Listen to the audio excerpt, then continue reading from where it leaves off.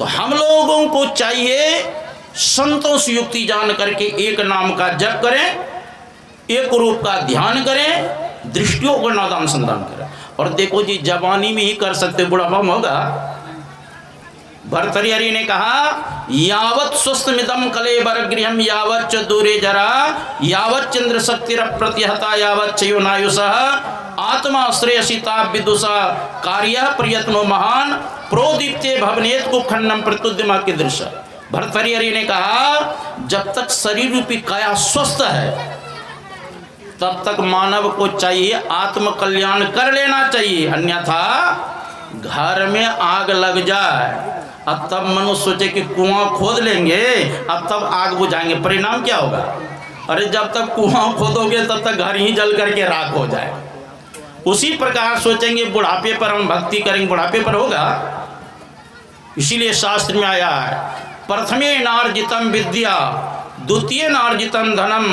तृतीय नार्जितम पुण्यम चतुर्थी किम करिष्यति। बचपन से लेकर 25 साल के अवस्था में जिसने विद्या का अध्ययन नहीं किया, 25 से 50 साल के अंतर्गत जिसने धन का संचय नहीं किया, और 50 से 75 साल के अंतर्गत जिसने पुण्य का संचय नहीं किया, चतुर्थी किम करिष्यति, बुढ़ापा पर क्या करोगे?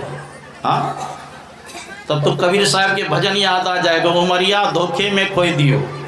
12 बरस बलापन आए 20 में जवान भयो अब 30 बरस माया के प्रेरित देश विदेश गयो 40 बरस मध्य जब आयो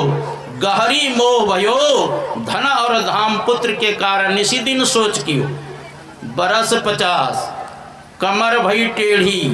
सोबत खाट लियो अब बहुरी पुत्र बचन बहु बोले बुढ़ऊ मरी न गयो बरस 60-70 के भीतर केस सफेद भयो कपित कंठे घेर लियो है नैना से नीर डबो नहीं सत्संग भजन नहीं हरि को नहीं शुभ कर्म कियो कहे कबीर सुनो भाई साधु अचोला छूट गए उमरिया धोखे में पड़ी। तो अंत में पश्चाताप न करना पड़े,